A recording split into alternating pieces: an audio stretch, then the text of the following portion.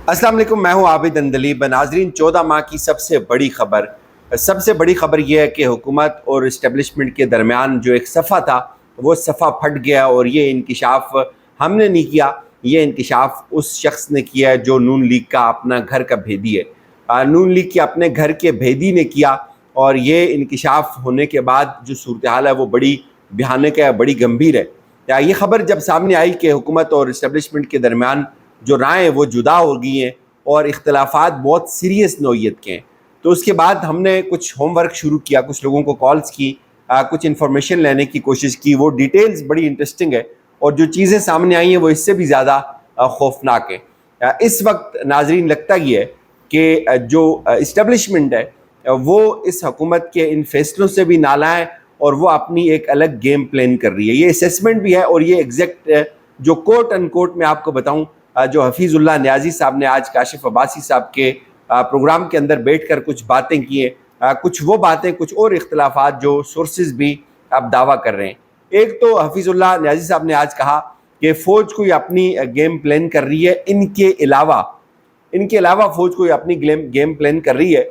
और उन्होंने कहा कि इनके सहूलतकार कुछ और चाह रहे हैं, यानी कि ज़ाहिर है इस्टेब्लिशमेंट की वो बात कर रहे हैं कि वो कुछ और चाह रहे हैं। और इलेक्शन उन्होंने कहा जी कि मुलतवी होने की पहले एक भरपूर कोशिश हुई और उसके बाद वो कह रहे हैं कि इलेक्शन मुलतवी नहीं हो सके, यानी कि इस हुकूमत ने इलेक्शन को मुलतवी करने की भी एक पूरी कोशिश की और वो इलेक्शन मुलतवी नहीं हो सके। ज़ाहिर है उसके ऊपर किसका ज़ोर था? इस्टेब्लिशमेंट का डंडा था, IMF का डंडा था या इमरान खान का था?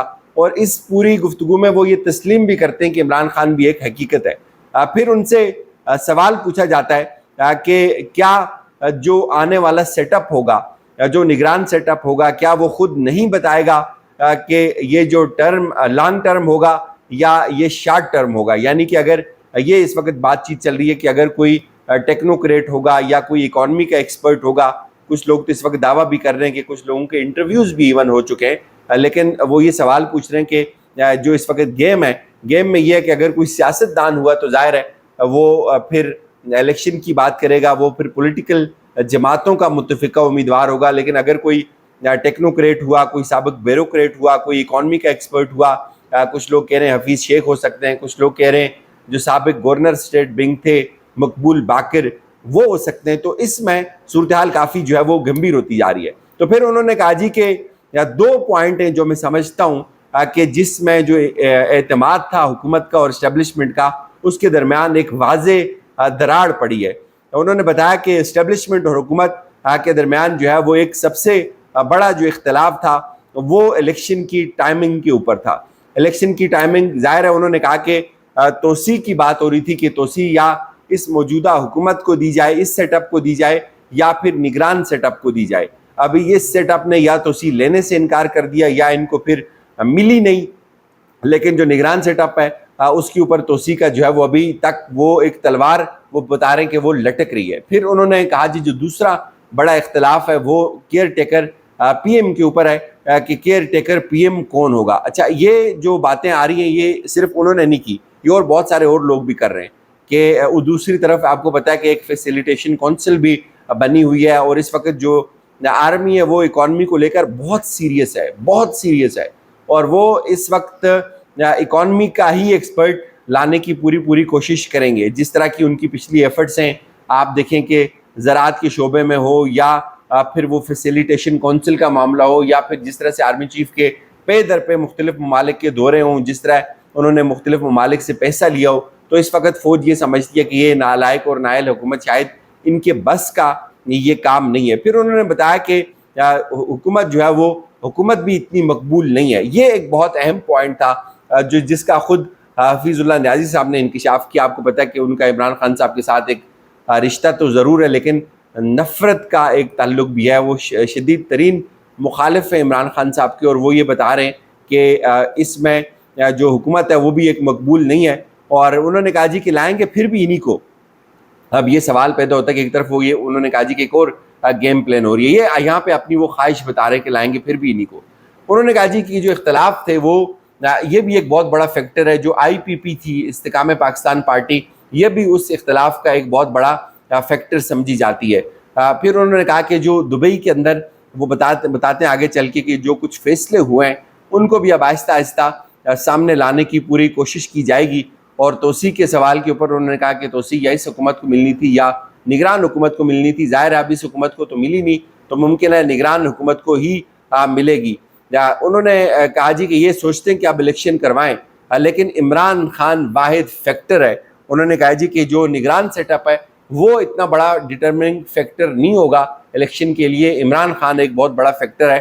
یہ میرے خیال میں انہوں نے کوئی سچی بات کی, اس کو ماننا چاہیے کہ واقعی جو الیکشن ڈیلے ہوں گے یا الیکشن ہوں گے نہیں ہوں گے, اس کا سب سے بڑا جو ایک سینٹرل پوائنٹ ہے, اس کا جو ایپی سینٹر ہے, ایپی سینٹر ہم کہتے ہیں کہ جو بالکل زمین کے اندر وہ نقطہ ہوتا ہے جہاں سے جو ارتھ کوئک جب آتا ہے تو اس کا جو مبدائے اول ہوتا ہے, جہاں سے جو ویوز جنریٹ ہونا شروع ہوتی ہیں, اس کو ایپی سینٹر بولتے ہیں. تو اس وقت الیکشن کا, پاکستان کی سیاست کا جو ایپی سینٹر ہے وہ ایگزیکٹلی عمران خان ہے.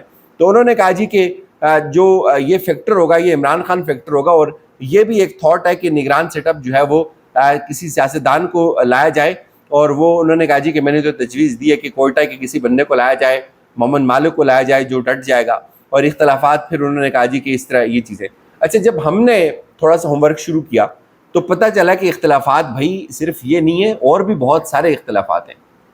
ایک جو اختلاف ہے وہ نواز شریف کی واپسی کا اختلاف ہے. میں ایک اور ویڈیو کروں گا جس میں آپ کو بتاؤں گا کہ تفصیل سے کہ عمر عطا بندیال صاحب کا کیا جواب ہے نواز شریف کی واپسی کے اوپر, چونکہ یہ الزام ان کے اوپر لگ رہا ہے کہ ان کی وجہ سے یا ان کو واپس نہیں لیا جا رہا. اس کے اوپر بھی بات کریں گے. اور پھر ایک اختلاف میں آپ کو بتا رہا تھا کہ ایک تو بڑا اختلاف یہ بھی ہے کہ نواز شریف جو ہے وہ ان کی واپسی ان کی حکومت میں اگر ممکن نہیں ہو پائی تو پھر کب ہوگی. پھر یہ ایک اور اختلاف ہے کہ ظاہر ہے جو جہانگیر ترین پارٹی تھی, اس کے بعد استحکام پاکستان پارٹی, اور اب سب سے بڑھ کے جو یہ خبریں چل رہی ہیں کہ استحکام پاکستان پارٹی کا اور جہانگیر خان ترین کی پارٹی کا بھی آپس میں اتحاد ہوگا, تو وہ یہ دونوں جماعتیں اب ان کے ساتھ اتحاد نہیں کریں گی. اور پھر یہ اب جو خبریں چل رہی ہیں کہ آپ کو پتہ ہے کہ آج بھی ایک کسی ٹاؤٹ کی خبر میں پڑھ رہا تھا کہ اس نے کہا تھا کہ ہمیں تو یہ بتایا گیا تھا کہ 17 کے بعد عمران خان کو گرفتار کر لیا جائے گا. تو ہمارے ایک دوست ہیں, انہوں نے ٹویٹ کیا ہوا تھا. تو میں یہ سوچ رہا تھا کہ ہاں یار یہ تھاٹ تو کہیں پائی جاتی ہے عمران خان کو گرفتار کرنے کی, تو یہ خواہش تو تھی حکومت کی, لیکن اب انگیجمنٹ شروع ہو گئی ہیں. اب کچھ خبریں ایسی بھی آ رہی ہیں کہ تحریک انصاف کے اوپر پابندی نہیں لگے گی, بلکہ تحریک انصاف کو انگیج کیا جائے گا کسی نہ کسی لیول کے اوپر. اچھا, اختلاف پھر یہ بھی ہے کہ کچھ لوگوں کی خواہش تھی عمران خان کا ملٹری کورٹ کے اندر ٹرائل ہو. اب خبریں یہ آ رہی ہیں کہ عمران خان کا ملٹری کورٹ کے اندر ٹرائل نہیں ہوگا. یہ کنفرم خبر ہے اور ٹاپ لیول کی خبر ہے کہ عمران خان کا ملٹری کورٹ کے اندر ٹرائل نہیں ہوگا. پھر یہ خبریں بھی آ رہی ہیں کہ تحریک انصاف کے اوپر پابندی کی بھی ریکویسٹ کی گئی تھی, بار بار کی گئی تھی پورا زور لگا کے. اب وہ بھی ہوتا ہوا نظر نہیں آ رہا. تحریک انصاف الیکشن کے اندر ہوگی, پابندی نہیں لگ سکتی, اور الیکشن جو ہے وہ سب کو اپنے زور بازو کے اوپر لڑنا پڑے گا. یہ چیز بھی سامنے آ رہی ہے کہ جو الیکشن کا معاملہ ہے, اگر الیکشن رگ ہوا تو وہ ایک بہت بڑا انٹرنیشنل ایشو بن سکتا ہے. تو لہٰذا پاکستان کی اکانومی اس سٹیج پہ نہیں ہے کہ وہ اس طرح کے الیکشن کو افورڈ کر سکے. ایک ایسا الیکشن جس کے بعد عدم اعتمادی کی فضا بحال ہو, جس کے بعد پھر ایک سیاسی عدم استحکام آئے. تو لہٰذا یہ ایشوز ہیں. اب ان ایشوز کے بعد جو صفحہ ہے وہ صفحہ بالکل پھٹ چکا ہوا ہے. عدم اعتمادی کی فضا ہموار ہے, اور اب یہ لڑائی دن بدن جو ہے وہ بڑھے گی. ظاہر ہے حکومت کے لیے سب سے آئیڈیل ٹائم یہ تھا کہ اس وقت عمران خان کی اور اسٹیبلشمنٹ کی لڑائی چل رہی ہے, تو اس دوران الیکشن ہو جائیں تاکہ اسٹیبلشمنٹ بھی اپنا سارا زور ہماری جھولی کے اندر ڈال دے اور عمران خان منظر سے آؤٹ ہو جائے.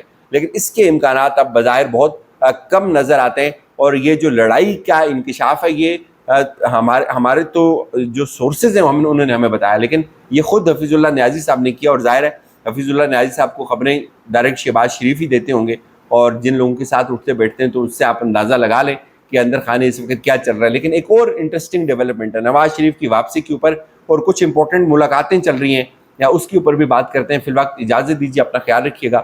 خدا حافظ.